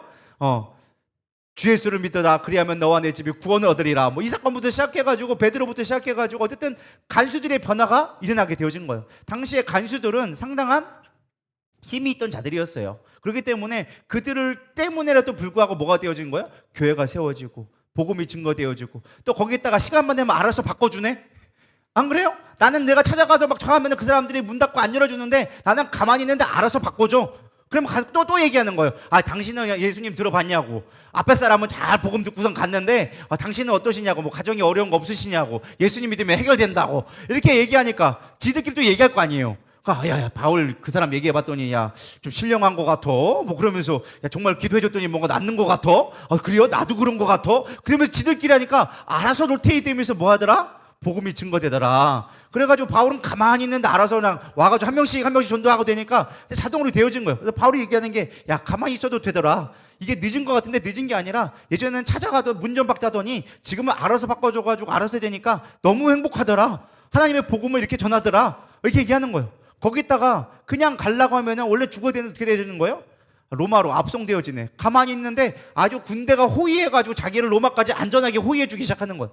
그냥 갔으면 사람들이 와가지고 막 돌로 죽인다, 막 쳐 죽인다. 야, 바울 어딨냐, 막 아주 유대인들이 그냥 열심히 당하고 나와가지고 칼 들고 그냥 사심 키우고서 도시마다 키우고 있는데 가는 곳마다 그냥 군사들이 지켜주니까 그냥 마음 편하게 가는 거예요. 거기다가 자기 로마 신분이라고 로마 황제한테 가가지고 복음을 증거할 기회가 생겼네. 로마 황제가 얘기하는 거예요. 너 무슨 죄를 지었냐? 너 마지막 변론해봐라 라고 했는데 왕이시여 들어봤습니까? 예수님에 대해 들어봤나요? 막 이렇게 하면서 왕 앞에 복음을 전할 수 있는 기회가 주어졌다라는 거예요. 그냥 내가 왕한테 가가지고 복음 좀 들어보세요 하면은 왕이 들어줄까요? 안 들어줄까요? 안 들어줘요. 기회 자체가 주어지지 않아. 근데 가가지고 죄수의 신분으로 신받을 해야 되니까 빌라도가 와가지고 너 총독이 뭔데? 이런 문제가 있습니다. 왕한테 편지를 쓴 거야. 이 사람은 죄가 없는 것 같은데 로마 시인인데 사람들을 죽이려고 합니다. 그러니까 왕이시여 한번 재판 좀 해주십시오라고 쉽게 말하면 대법원으로 상고를 한 거란 말이에요. 지방법원 해가지고 대법원으로 상고를 했으니까 어쨌든 지방 판사가 당시에는 왕이었단 말이에요. 그러니까 왕이 그걸 들어야 돼. 근데 너 뭐가 문제가 뭐니? 내가 편지를 보니까 너 이런 죄를 지었다고 하는데 무슨 죄야? 한번 얘기해봐. 사실은 제가 원래 예수를 믿었는데 이렇게 옛날에 믿어가지고 했는데 사람들이 그게 전혀 아닌데 그거 갖고 나를 오해하게 만들었어요. 예수 믿으세요가 왕도 예수 믿으시면 좋겠습니다. 로마 황제에게 복음을 증거할 수 있는 기회가 되었더라. 할렐루야. 그러니까 감옥에 갇혔다고 끝난 것처럼 여겼는데 하나님이 길을 막으신 것처럼 느껴졌는데 아니더라. 오히려 길을 막아놓은 말미암아 하나님 뭐 하셨더라? 길을 여셨더라. 직행결정 하나님이 만들어 주셨다는 거예요. 복음의 통로가 되도록 만들어 주셨다는 거예요. 우리의 인생도 마찬가지예요. 때로는 막힐 수가 있어요. 인생으로 볼 때는 최악의 상황일 수 있어요. 그러나 하나님의 관점에서 가장 좋은 걸로 하나님의 가장 복음에 증거될 수 있는 통로로 여러분들을 만들어주고 계시다라는 것입니다. 그렇기 때문에 우리는 돌아간다고 원망하지 말아야 한다는 거예요. 지금 이스라엘 백성들은 5절 보면요, 원망하게 되죠. 또다시 뭐가 나와요? 원망이 나왔어요. 지금 뭐 때문에 가나안 못 들어갔어요? 원망 때문에 못 들어갔다는 건가요? 불평해서 하나님 앞에 못 들어가고 있던 거예요. 물론 기도했더니 하나님이 문제도 해결해 주셨어. 근데 또다시 원망하니까 또다시 문제가 생기게 되어진 거예요. 5절 한번 읽어보겠습니다. 시작. 하나님과 모세를 향하여 원망하되 어찌하여 우리를 애굽에서 인도해내어 이 광야에서 죽게 하는가? 이곳에는 먹을 것도 묻고 물도 없도다. 우리 마음이 이 하찮은 음식을 싫어하노라 하매. 아멘. 우리가 문제가 있으면 우리는 뭐 해야 돼요? 기도해야 돼요. 근데 많은 사람들이 기도하지 않고 기도하기 전에 뭐를 해요? 원망을 하는 거예요. 많은 사람들이 착각하는 게 있습니다. 원망과 기도의 차이를 분별할 수 있어야 돼요. 하나님은 우리가 없는 거에 대해서 요구하는 건 들어주세요. 항상 가나안 땅에 보면 하나님 물이 없어요 하면 물을 주셨고 고기 먹고 싶어 하면 고기를 주셨어요. 근데 중요한 건 원망하면 하나님 그걸 가지고 심판을 하기 시작하는 거예요. 그러니까 우리가 어떤 상황에 닥쳤을 때 우리가 어떠한 습관을 가지고 반응할지를 여러분들이 지혜롭게 판별할 수 있어야 된다는 거예요. 문제가 왔어, 고난이 왔어. 그때 여러분이 해야 되는 거는 원망이 아니라 기도를 하는 거예요. 요청을 해야 된다는 거예요. 원망은 하나님과 나 사이의 관계를 끊어내는 게 원망이고, 기도는 하나님과 나 사이를 돈독하게 만들어주는 거예요. 하나님, 문제를 통하여서 하나님을 의지하는 기회가 되어지느냐, 문제 때문에 하나님 앞에 원망하느냐. 이 선택이 너무나 중요하다라는 것입니다. 원망하면 심판을 부르지만 기도하면 하나님이 응답해 주세요. 여러분, 이 원리가 되게 쉬운 말처럼 들리지만 우리가 이 쉬운 거를 잘 못하기 때문에 늘 문제 가운데 있을 수밖에 없다라는 것입니다. 근데 이들의 원망은요, 그냥 원망이 아니라 중요한 몇 가지, 하나님을 심기를 건드는 몇 가지 원망의 형태가 있었어요. 그 형태를 좀 잘 봐야 돼요. 첫 번째는 무엇이냐? 구원받은 자체에 대한 원망을 하기 시작합니다. 뭐라고 했어요? 우리를 애굽에서 인도하여 내어 광야에 죽게 만들었다. 1세대가 뭐 때문에 광야를 38년 동안 돌았어요? 원망했어요. 근데 그 원망이 어떤 원망이냐? 왜 우리를 애굽에서 끄집어내서 우리를 이 광야에서 죽게 만듭니까? 너희들 광야에서 죽는다고 얘기했지? 그럼 광야에서 진짜로 죽게 만들어 줄게. 그래서 1세대가 다 죽었잖아요. 근데 2세대는 그거를 보았음에도 불구하고 지금 뭐 하고 있는 거예요? 똑같은 말을 하고 있는 거예요. 왜 우리를 굳이 구원해 주셔서 이렇게 죽게 만듭니까? 라고 얘기하는 거예요. 사실 이게 엄청난 문제라는 거예요. 광야에서 물이 없을 때 하나님이 공급해 주셨어요. 빵이 없을 때 만나를 주셨어요. 하나님 앞에 구하면 하나님이 다 지켜주셨어요. 공급해 주셨어요. 그렇죠? 성경 말씀 보면 다 공급해 줬단 말이에요. 힘들었지만 구하면 주셨단 말이에요. 근데 왜 우리를 불러냈냐라는 근본적인 원망, 그거에 대해서 하나님이 철저하게 다 심판하셨어요. 그냥 넘어가지 않으셨어요. 왜 우리를 애굽에서 이끌어내셨습니까? 왜 우리를 구원해 주셔서 이렇게 고난스럽게 만듭니까? 그때는 하나님이 용납하지 않고 바로바로 심판해 버렸어요. 다 죽여버리셨어요. 입을 벌어서 땅에 넣어버리고 막 연병을 돌려 다 죽여버리고, 오늘 본문에서 뭐가 나와요? 불뱀이 나와가지고 다 죽여버리셨어요. 하나님은 원망하는 자체는요 절대 용납하지 않으신다라는 것입니다. 마태복음 12장 31절에 32절 읽어보겠습니다. 시작. 그러므로 내가 너희에게 이르노니 사람에 대한 모든 죄와 모독은 사하심을 얻되 성령을 모독하는 것은 사하심을 얻지 못하겠고, 또 누구든지 말로 인자를 거역하면 사하심을 얻되 누구든지 말로 성령을 거역하면 이 세상과 오는 세상에서도 사하심을 얻지 못하리라. 아멘. 성령이 하시는 것과 인자가 하는 일의 가장 공통된 사역은 무엇이냐? 구원이에요. 구원에 대해서 너희들이 원망하잖아? 나 그것만큼은 용서하지 않아. 너희들이 사람들에 대하여서 죄를 하고 모독하고 뭐 치기하고 불안하고 뭐 도둑질하고 살인하고 이거 다 용서해 줄 수 있어. 근데 내가 너희의 구원에 대한 거에서 너희들을 원망하잖아? 그것만큼 용서할 수가 없어. 여러분, 두려운 말씀이에요. 우리는 잘해야 돼요. 오늘날로 적용하면 이거예요. 예수는 괜히 믿어가지고 개고생하고 있네. 하나님 믿어서 뭐 되는 게 뭐가 있냐고. 교회 나와서 되는 게 뭐가 있냐고. 여러분, 이런 말은요 죽었다 깨나도 하면 안 돼요. 그것 말씀은 하나님이 절대 뭐한다? 용납하지 않겠다라고 선언해주고 계시는 거예요. 비슷한 말도 있어요. 예수 안 믿었더라면 뭐 이렇게 하면서 내가 가고 싶은데 가고, 괜히 예수 믿어가지고 불편하고 예수 믿는 것 때문에 힘들다고. 이것도 유사어예요. 비슷한 어예요. 애굽에서 이끌어내어서.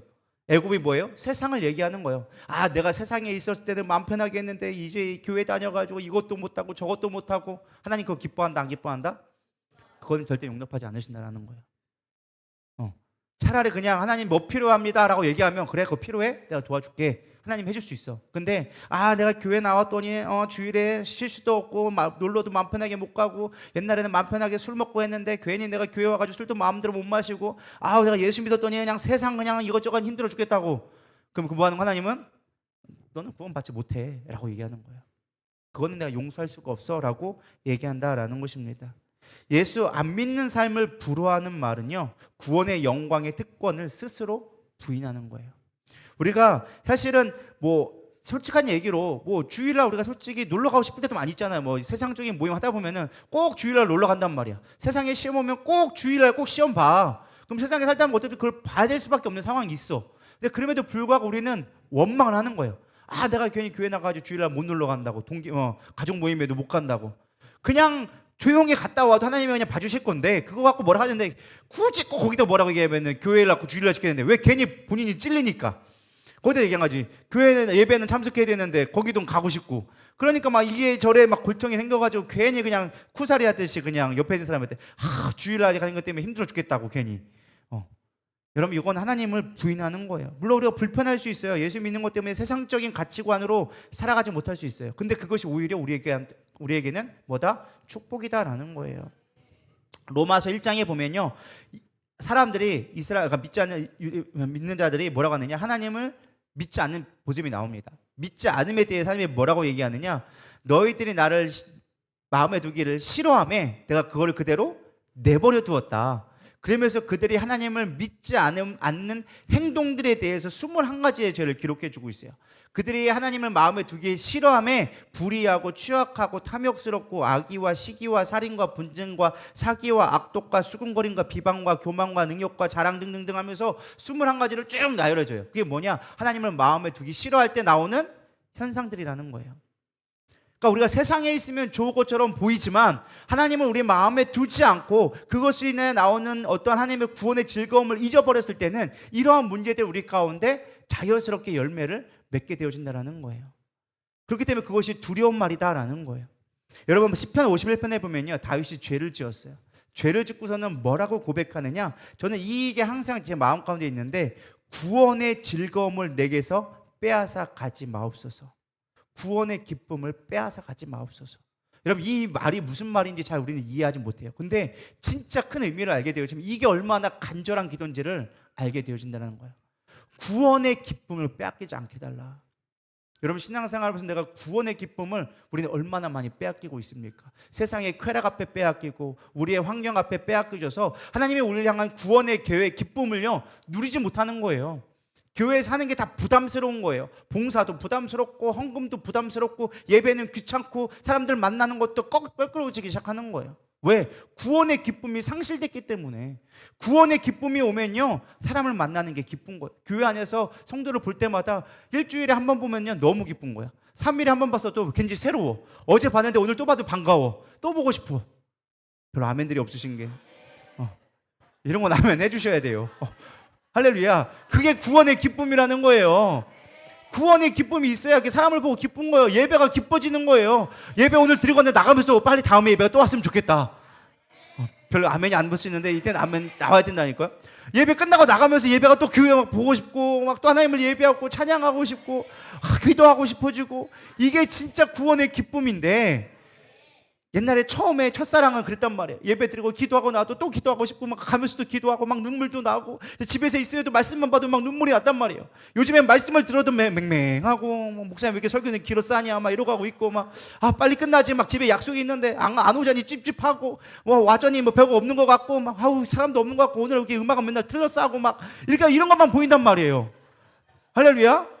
이게 구원의 기쁨이 상실되면 나오는 증거란 거예요. 왜? 불의와 악독과 그런 것들이 우리 가운데 열매 맺게 되어지니까 시기하게 되어지고 질투하게 되어지고. 왜? 구원의 기쁨이 없으니까. 할렐루야. 그러니까 우리 가운데 가장 중요한 게 무엇이냐? 구원의 기쁨을 상실하지 않는 거예요. 왜? 죄는 우리의 구원의 기쁨을 상실하게 만드는 거예요. 그래서 우리는 날마다 죄를 회개하며 하나님 내가 구원의 기쁨을 잃지 않게 해주세요. 하나님을 섬기는 것이 너무 기쁨되게 해주세요. 오늘도 주님 만나 계신 거 기쁨되게 해주세요. 오늘도 교인 만나고 너무 기쁩니다. 교회가 너무 소중하게 해주세요. 그렇게 돼야 우리가 살면서 그 세상의 기쁨이 아니란 걸 깨닫게 되어지는 거예요. 봉사할 수 있음에 감사하고 섬길 수 있음에 감사하고 내가 쓰임받을 수 있음에 감사하고, 그게 구원의 기쁨인데 그 기쁨이 되지 않으니까 모든 게 다 십자가가 짐이 되어지기 시작하는 거예요. 십자가 나 홀로 지고 견디다 못해 쓰러질 때 이것만 부르게 되어지는 거예요. 구원의 기쁨이 아니라 십자가가 무거운 짐이 되는 거예요. 여러분 이거 벗어날 수 있기를 소망합니다. 그래서 원망을 하더라도 절대 이런 구원에 대한 원망은 하지 않기를 소망합니다. 물론 여러분 여기 계신 분들은 안 할 거라 저는 믿어요. 근데 간혹 새로 오신 분들이 그런 고백들을 하세요. 교회 나와서 된 게 뭐 있냐? 하나님 믿어서 잘 된 게 뭐가 있냐? 내가 예수 믿고 잘 된 게 뭐가 있냐? 이딴 얘기 하지 않기를 소망합니다.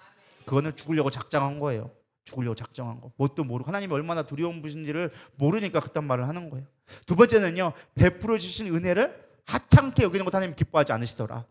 2절에 보면요, 이곳에는 먹을 것도 없고 물도 없도다. 상황에 대해서 불평할 수는 있어. 하나님 그거에 대해서는 그래 넘어갈 수 있어. 근데 중요한 건 무엇이냐? 우리 마음이 이 하찮은 음식을 싫어하노라 하며. 이 하찮은 음식이 뭘까요? 만나요, 만나. 이스라엘 백성이 출애굽 후에 받은 가장 큰 축복이 무엇이냐? 만나였어요. 광야에서 40년 동안 그들이 생존할 수 있었던 유일한 길이 뭐였어요? 만나 먹고 살았단 말이에요. 40년 동안 광야에 풀 한 폭이 안 나지 않는데 거기서 어떻게 먹고 사냐고요. 200만이나 되는 사람이. 200만이나 되는 사람들이 삼시세끼, 뭐 삼시세끼는 안 먹었다 할지라도 하루에 뭐 한두 끼만 먹었다 친다 할지라도 그들이 하루 종일 먹을 수 있고 그들이 세일 수 있는 그 만나가 은혜의 축복이었는데 이들이 지금 뭐라고 고백하고 있어요? 하찮은 음식이라고 얘기하고 있어요. 하찮은 음식. 하나님의 은혜가 하찮게 되어졌다라는 것입니다. 하나님은요, 굶어 죽을 위기에 처했던 이스라엘 백성을 하루도 예외 없이 매일 은혜를 베풀어 주셨어요. 근데 그것이 하찮게 되어진 거예요. 심지어 만나는요, 법궤 안에 들어갈 정도로 하나님이 중요하게 여기라고 얘기했어요. 너희들은 절대 잊지 말아라. 만나의 은혜를 잊지 말아라. 광야에서 너희를 살려준 그 생명의 만나를 절대 잊지 말아라. 법궤 안에 기록해가지고 고이고이 기록해서 자손 대대로 잊지 않게끔 만들어라. 하나님이 그렇게까지 중요하게 여긴 만나를 하찮은 음식이라고 하는 거예요. 쓸데없는 거라고 얘기하고 있는 거예요. 여기서 하찮은 싫어한다라는 표현은요, 경멸한다라는 거예요. 그러니까 대놓고 싫어하는 거예요. 그러니까 아우 그냥 뭐 맛없네 이 정도 수준이 아니라 아 이딴 거 왜 줘가지고 우리한테 먹게 만들었어요 뭐 이렇게 했다라는 표현이에요. 하나님의 은혜를 너무 값없이 여겼다라는 거예요. 저는 이 말씀을 묵상하면서 만나가 오늘날 우리에게 무엇일까 잠시 생각을 해봤어요. 여러분 만나가 뭐일 것 같아요? 여러분 생각하는 만나, 우리가 광야 같은 인생을 살아가는데 하나님이 주신 이 만나가 뭘 것 같아요? 말씀. 맞아요. 저는 가장 먼저 생각하는 게 예배예요. 예배만큼 하나님의 은혜를 베푼 축복이 없어요. 예배는요, 우리를 얽매는 율법이 아니에요. 근데 우리는 예배를 힘들어한단 말이에요. 매주 예배 시간이 하찮게 여겨져요. 예배 안 드리면 안 되나? 빨리 좀 끝나지. 오늘 왜 이렇게 바쁘고 이게 이럴 때가 있는 거예요. 오늘 막 결혼식이 있고 막 4월달 꽃 피고 막 이러면 벚꽃 피고 그러면은 오늘 동기 모임 있는데 오늘 세상에 모임 있는데 예배는 꼭 이렇게 오늘 11시 예배 들어가 그래. 내가 예의상 양심상 12시 받아 그래. 1시에 약속 잡아놨어. 가는 시간까지. 근데 오늘 목사님 따라 말씀이 왜 이렇게 길어? 1시까지 안 끝나네. 그럼 그때부터 짜증나기 시작하는 거예요. 1시에 약속인데 10분 남았는데 목사님 왜 안 끝나나? 예배는 진짜 내가 왜 드려가지고 하찮은 예배가 돼버리기 시작하는 거예요. 맨날 똑같은 말씀에 똑같은 패턴의 찬양에 뭐 기도에 별거 없어 보이고, 근데 중요한 건 무엇이냐? 그 별거 없어 보이는 예배가 우리를 살리는 하나님의 은혜다라는 거예요. 여러분 하찮게 여기는 순간 하나님은 내버려 두지 않아요. 뭐를 보내더라? 불뱀을 보내더라. 이때가 불뱀에 대해서 또 얘기할 거예요. 또 제가 생각해 봤어요. 말씀과 기도. 말씀 보는 것 사실 우리가 하찮게 여길 때가 많아요. 별거 아니라고 여길 때가 있어요. 근데 이 말씀 보는 게 얼마나 귀한 것인지. 여러분 직장 나가는 건 아파도 나가잖아요. 그죠? 아무리 힘들어도 나가잖아요. 왜? 먹고 살아야 되니까. 그거 안 나가면 안 되니까. 뭐 잠깐 뭐 한 번에 정말 뭐 연차를 쓰거나 하루 이틀 쉴 수는 있어도 그래도 우리는 약 먹고 다음 날 가잖아요. 왜 그래요? 먹고 살라고 하니까. 근데 왜 말씀은 그렇게 안 하냐고요. 말씀 보고 기도하는 거에는 우리가 왜 이렇게 목숨 걸고 약 먹어가면서 말씀 본 사람 있나요? 내가 오늘 아파 죽겠는데 약 먹어가면서 내가 오늘 꼭 말씀 봐야 돼. 내 진통제 먹고 약 봐야지. 성경 말씀 봐야지. 그런 사람 있나요? 대답들이 없어서 꼭 분리하면 대답 없죠? 그죠? 하나님이 정말 내가 하나님 말씀 보려고 진통제를 먹어가면서 하나님 말씀 보겠습니다. 내가 기도하겠습니다. 하면 인생이 바뀔 거라고 저는 생각합니다. 근데 저부터 사실 이렇게 못해요. 피곤하면 일단 말씀 안 봐. 저 어저께 사실은 조금 부끄러운 고백이지만은 부끄러운 고백이라기보다는 월화수 저희가 미스바를 했단 말이에요. 그죠? 근데 제가 원래 잠자리가 바뀌면 좀 겉보기엔 안 그러 보여도 되게 예민한 스타일이에요. 그래서 잠자리를 바뀌면 제가 거의 잠을 못 자는 스타일이거든요. 그래서 이틀을 거의 잠을 못 잤어요. 그래서 화요일 날인가 수요일 날 아침인가 한 집사님 저보고 얘기하더라고요. 목사님 되게 날씬해지셨다고, 얼굴이 헬스케지셨다고. 근데 그게 뭐 다이어트를 열심히 해서 한 게 아니라 이틀 동안 잠을 못 자서 그런 거예요. 그래서 헬스케졌단 말이에요. 그런 상태에서 이제 목요일 날 이제 내가 수요일까지 밤을 새고 와가지고 목요일 날 됐는데 다윤이하고 다혜리하고 이제 청년부가 이제 수련회를 간단 말이에요. 근데 6시에 출발을 한다고 하는 거예요. 그래서 5시 반까지 40분까지 교회 오라는 거예요. 애들 데리고. 승민이를 태우고 와야 되는데 이것들이 새벽 4시 반부터 일어나가지고 막 꽉꽉 하는 거예요. 다현이가 평소 때는 하지도 않던 게 깨워도 안 일어난 것들을 4시 반부터 일어나가지고 깨우지도 않았는데 한 5시쯤 일어나가서 하면 얼마나 좋아요? 4시 반부터 일어나가지고 샤워한다고 그 밤에 막 켜고 불 켜고 돌아다니고 하니까 잠을 홀딱 산 거예요.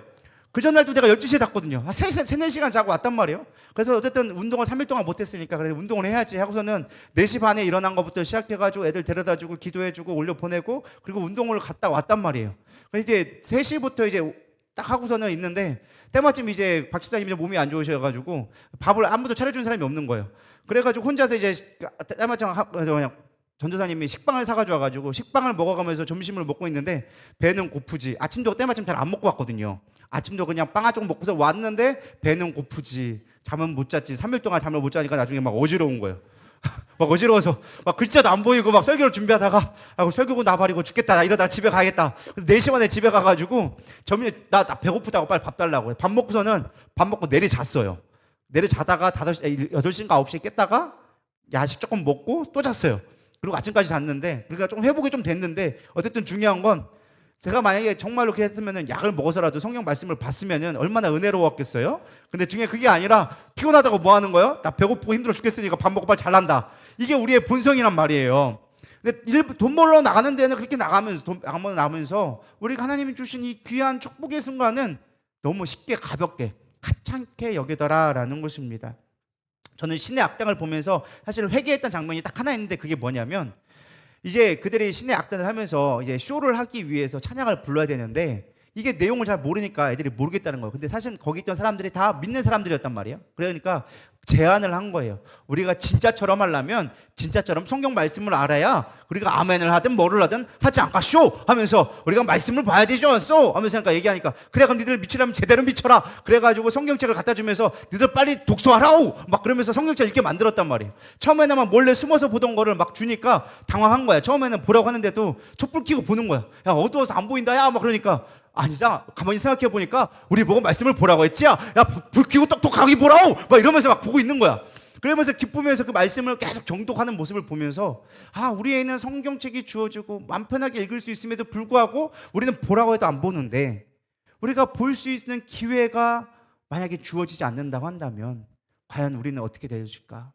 말씀으로 살아갈 수 있는 자가 몇이나 될까? 나부터도 성경이 없어진다고 한다면, 성경을 볼 수 있는 자유가 빼앗긴다면 나는 과연 어떻게 될까? 그런 생각을 하면서 사실 회개하게 되어졌어요. 우리는 마음 편한 것이 하찮게 여겨질 때가 많이 있다는 거예요. 여러분, 말씀을 하찮게 여기지 않기를 소망합니다. 기도를 가벼이 여기지 않기를 소망합니다. 그것이 생명되어짐을 잊지 않기를 소망합니다. 세 번째 제가 묵상했던 만나가 무엇일까? 저는 교회라고 생각을 했어요. 하나님의 교회를 우리에게 주셨어요. 교회라고 해서 건물을 얘기하는 것이 아니라 오늘날 성도들을 얘기하는 거예요. 옆에 있는 성도가 한 10년째, 15년, 20년 가까이 보신 분들, 저랑 20년 가까이 보신 분들도 있단 말이에요. 그러다 보니까 귀하게 여기지 않아. 당연한 것으로 여겨. 하찮게 여기는 거죠. 에이, 맨날 있는 거 있어줘서 고맙긴 한데 그냥 뭐 그런 것까지. 우리가 그럴 때가 있다 없다? 있다니까요. 이게 너무 친밀해지면 가치 없게 여겨질 때가 있어요. 근데 사실은 진짜 가치 있는 건 가까이 있는 사람들이 가치가 있는 거예요. 누구예요? 내 가족들. 얼마나 귀해요? 안 그래요? 내 자녀와 내 남편과 아내와 얼마나 귀해요. 근데 우리가 가장 하찮게 되어지는 존재가 누구예요? 가족들, 교인들. 가까우니까 하찮아지는 거예요. 사실 너무나 귀하거든요. 만약 우리가 세상 애인한테 하는 것처럼 가족한테 하면은 그만큼 행복한 가정은 없을 것 같아요. 안 그럴까요? 별 반응이 없으시는데, 뭐 우리는 아직까지 뭐 바람 피시는 분들이 없으니까. 그런데 세컨 이제 바람 피는 사람한테 하는 것처럼만 우리 가족에게 하면 저는 인생이 바뀔 거라 생각되어집니다. 그래서 우리에게 주어진 이 만나, 여러분 이것들을 잊지 않기를 소망합니다. 너무나 주어진 거 하찮게 여기지 마시고 감사할 수 있어야 돼요. 하나님이 주신 거잖아요. 교회도, 가정도, 예배도, 말씀도 하나님이 우리에게 주시는 가장 우리의 생명을 살리는 중요한 거예요. 그걸 하찮게 여지 않기를 소망합니다. 마지막 네 번째는요, 원망의 끝은 심판이요 순종의 끝은 회복이다 라고 제가 말을 정해봤는데, 6절에 보니까 하나님 앞에 원망하니까 하나님 뭐 했어요? 불뱀을 보내기 시작합니다. 6절 한번 읽어보겠습니다. 시작. 여호와께서 불뱀들을 백성 중에 보내어 백성을 물게 하심으로 이스라엘 백성 중에 죽은 자가 많은지라. 저는 성경 읽으면서 이런 질문을 또 해봤어요. 제가 항상 잘하는 거 있잖아요. 왜 불뱀이었을까?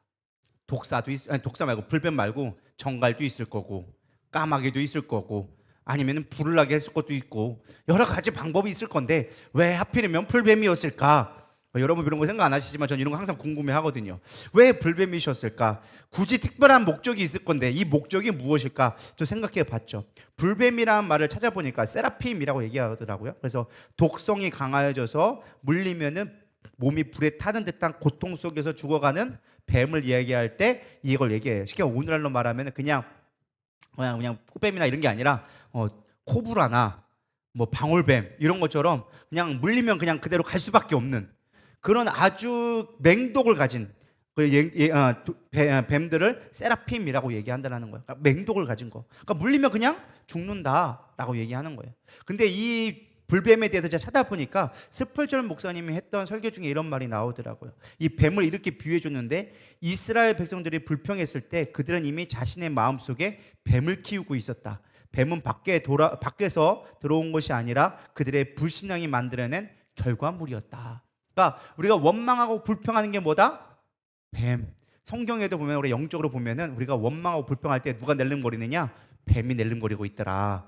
그러니까 사단의 종류가 영적으로 보면 여러 가지가 있어요. 뭐 저는 그걸 다 일일이 보지 못하지만 담임 목사님 비유해 준게 있잖아요. 권세는 까마귀요, 뭐 사망의 용들은 뱀이 나오고 환난할 때는 말들이 나오고 요한계시록에도 나오잖아요. 그리고 원망과 불평에는 뭐가 나오더라? 뱀이 나오더라. 혓바닥은 낼름낼름 거리면서 우리 가운데 불평하게 만들더라. 그래서 우리 가운데 이미 뱀이 있더라. 근데 그 뱀은 뭐 하는 거냐? 외부에서 물려서 죽은 것이 아니라 영적으로 해석했을 때는 그 뱀이 우리 안에서 나와서 우리 스스로 죽게 만들더라. 그러니까 불평하면 뭐 한다? 스스로 죽게 만든다라는 거예요. 자기 무덤을 파려고 자기가 파고 있는 것과 똑같다라는 것입니다.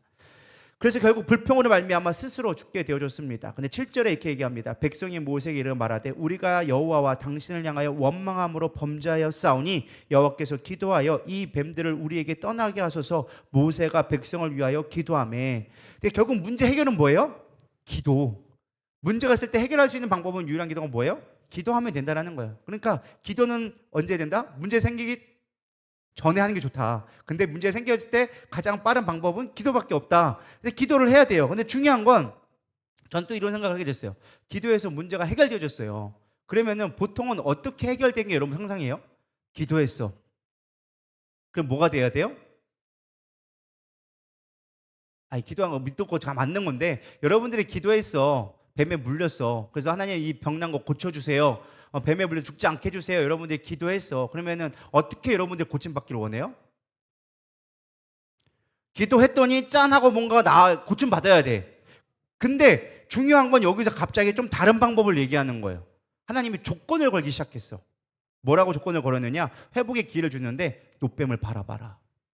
하나님은 원래 기도하면 아픈 사람이 하나님 살펴주세요. 그래 내가 너희에게 고쳐줄게. 예를 들어서 뭐 정수를 뭐 예를 들어 깨끗게 하는 그 뭐 있으니까 그것을 발라라. 그러면 낫게 되어진다. 뭐 이렇게 하든지 아니면은 기도했더니 짠하고 낫든지 뭐 열방이 낫든지 이렇게 되면 얼마나 우리가 신비롭고 하나님 앞에 감사하겠어요? 근데 하나님이 다른 때는 다 됐는데 이제는 조건을 걸기 시작하는 거예요. 서서히 레벨을 올리기 시작해. 그냥 해주던 거를 조건을 걸기 시작했어요.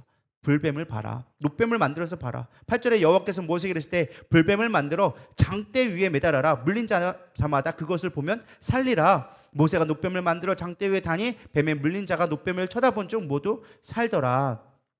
그냥 하나님을 고쳐주지 않고 사실 이성적으로 말도 안 되는 것을 제시해 줬어요. 그러니까 우리가 이성적으로 야 내가 이 거룩한 물이 있으니까 거룩한 성수를 바르면 낫게 될 거야. 그럼 우리가 최소한의 믿음 가지고 이건 거룩한 물이니까 그것이 독을 없애겠구나 할 수 있단 말이에요. 근데 전혀 근거 없는 야 노뱀을 만들어서 보는 자는 살리라. 그럼 이런 뭐라고 생각하겠어요? 말도 안 되는 거 시켜놓고 이게 좀 이유가 될 만한 걸 좀 붙이셔야지. 하나님 성수를 발라주든지 아니면 뭐 치료약을 붙이라고 하든지 뭐 그러면 하나님이 능력이 임한다고 할 수 있겠는데 뭐 보는 거 갖고 어떻게 낚았어요. 하나님 뭘 요구하시는 거예요?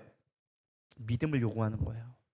순종에 반드시 뭐가 따라와야 되니까? 믿어야 되니까. 하나님은요 철저하게 계산적인 분이세요. 너희들이 순종하기 원해? 그럼 그 순종은 그냥 겉으로 하는 행동이 아니라 믿어야 되는 거야. 믿을 때 능력이 나타나는 거야 라는 것을 가르쳐 주기 시작했다라는 것입니다. 사실 이것은요 단순하게 어떤 기록이 아니라 구속사적 보러 보면은 신약에서는 노뱀을 십자가로 예표해 주고 있습니다. 그러면서 요한복음 3장에 니고데모의 대화 가운데 예수님이 이렇게 말씀해 주시죠. 모세가 광야에서 뱀을 든 것 같이 인자도 들려야 하리니 너희가 노뱀을 봤을 때 구원받은 것처럼 십자가에 달린 나를 볼 때 너희가 그걸 믿을 때 구원을 받게 되어진다.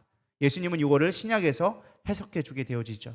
마찬가지예요. 우리가 사실은 이 사건이 지금 오늘날 나에게 중요한 의미가 무엇이냐? 우리가 믿음이 얼마나 중요한지. 사실 2000년 전의 사건, 예수님이 십자가에 달리신 게 나랑 무슨 상관이 있는데 안 그래요?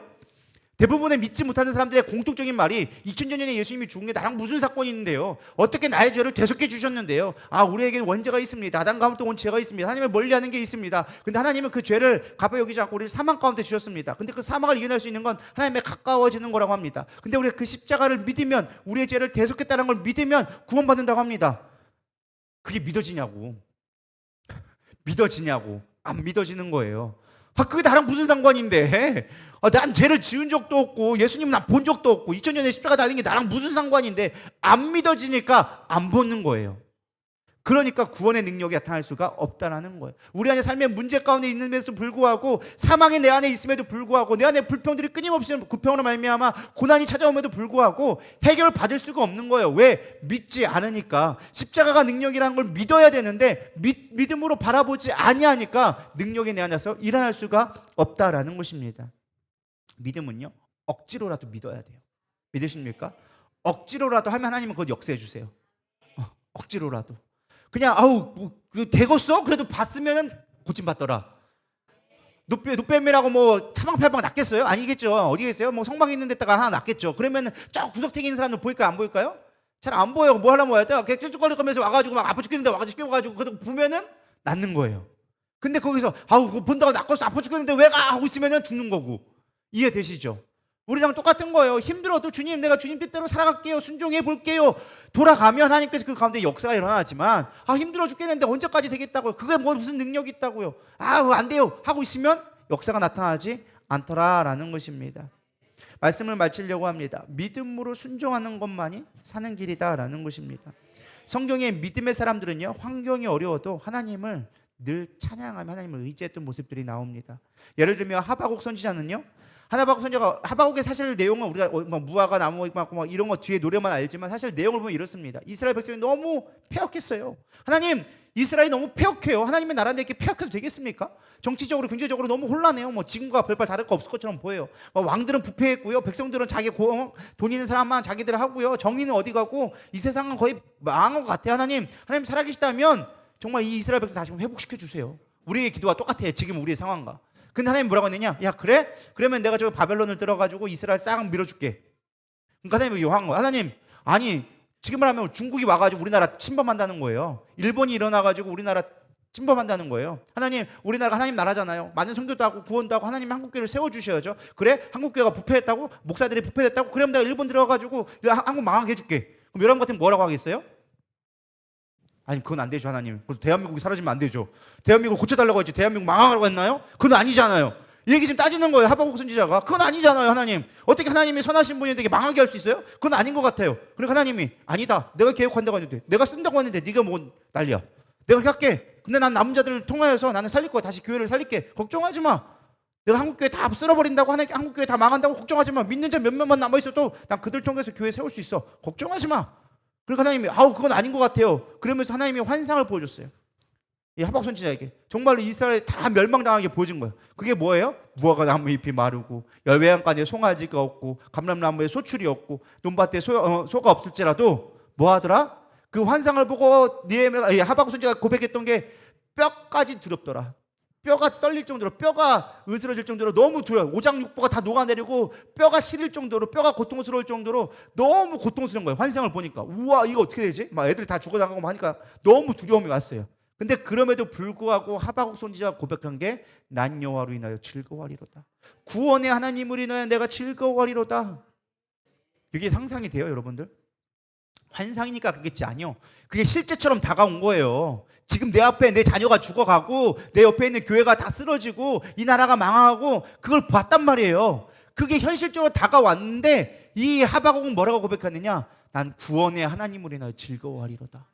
즐거워한다는 말이 그냥 나오는 게 아니에요. 우리가 막 난 여호와로 즐거워하리 하니까 막 좋은 노래라고 생각하는데 그런 분위기가 아니라는 거예요. 정말 고통 가운데 있지만 하나님을 인정합니다. 구원 하나님을 의지합니다. 신뢰합니다. 그러니까 그가 선지자로 남을 수 있었다는 거예요. 욥을 보세요. 욥이 있었어요. 한 번에 모든 걸 다 잃어버렸어요. 자녀 다 잃어버려, 건강 다 잃어버려, 재산 다 잃어버려. 믿었던 아내는 자기를 욕하면서 떠나가. 친구들이 셋이 와가지고 위로해준 접시고 갑자기 네가 잘못해서 그래, 네가 악을 행해서 그렇지. 난 악을 행하지 않았어. 하나님 앞에 의롭게 해달라고 했단 말이야. 근데 니들 아니야, 네가 뭐 잘못해서 그래. 야, 선과 악이 분명한데 네가 어떻게 고통받은 건 다 원인이 있어서 그런 거야. 잘 생각해봐, 네가 잘못한 거야. 나 하나님 앞에 잘못한 거 없다니까. 나는 의롭게 하려고 얼마나 노력했다고. 막 그러면서 자신을 변호하기 시작하는 거예요. 그때 끊임없이 얘기했어요. 물어보는 거, 하나님 정말로 뭐가 문제일까요? 하나님 내가 정말로 하면 안 믿는 건가요? 막 이렇게 하면서 했을 때 마지막 욥의 고백이 무엇이었느냐? 내가 모태에서 적신으로 나왔는데 빈손으로 돌아가는 것이 당연하지 않겠습니까? 주신 이도 여호와시요 치하신 이도 여호와시니 여호와의 이름을 높임을 받으리로다. 다 이런데 마지막 고백한 건 뭐예요? 어차피 맨몸으로 왔다가 맨몸으로 걷어가는 거, 하나님이 주셨다, 하나님이 취하신 건데 하나님 내가 다 잃었다고 한들 하나님은 어찌 내가 원망할 수 있겠습니까? 어차피 하나님 것이었는데 하나님은 나는 찬양할 수밖에 없습니다. 그렇게 고백하니까 인정받았다라는 거예요. 그게 믿음의 사람이라는 거예요. 그게 순종의 사람이라는 거예요.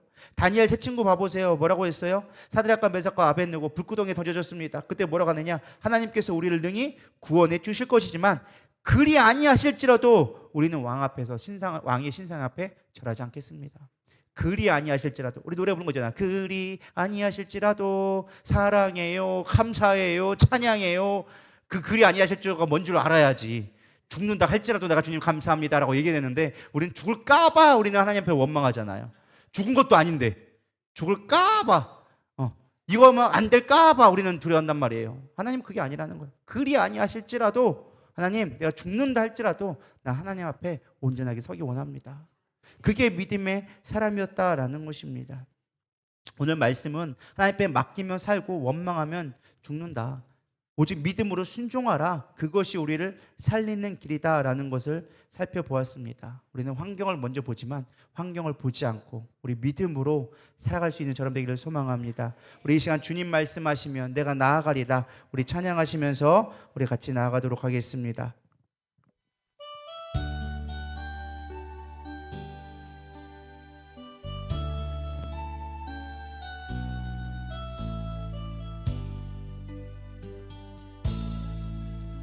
주님 말씀하시면 내가 나가리다. 주님 뜻이 아니면 내가 멈춰서리다.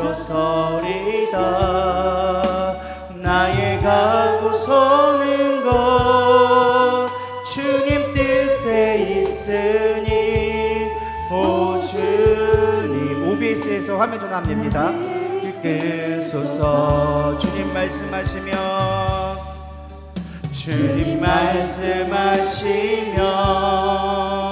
내가 나가리다. 주님 뜻이 아니면 내가 멈춰서리다. 나의 가고 서는 것 주님 뜻에 있으니 오 주님 나를 이끄소서. 뜻하신 그곳에 나 있기 원합니다.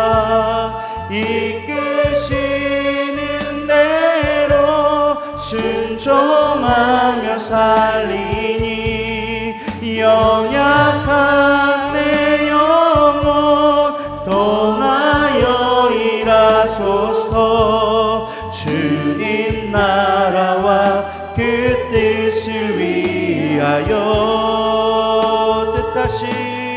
뜻하신 그곳에 나 있기 원합니다. 이끄시는 대로 순종하며 살리니 연약한 내 영혼 동하여 일하소서. 주님 나라와 그 뜻을 위하여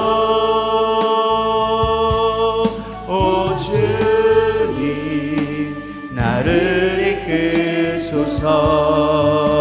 오늘 오늘 말씀을 생각하면서 하나님, 우리 가운데 하나님의 능력이 필요합니다. 하나님의 도우심이 필요합니다. 우리 하나님의 말씀에 순종하게 하여 주시옵소서. 우리 고백하는 마음으로 주여 3번 부르고 간절히 기도하며 나가도록 하겠습니다. 기도하시겠습니다. 주여, 주여, 주여.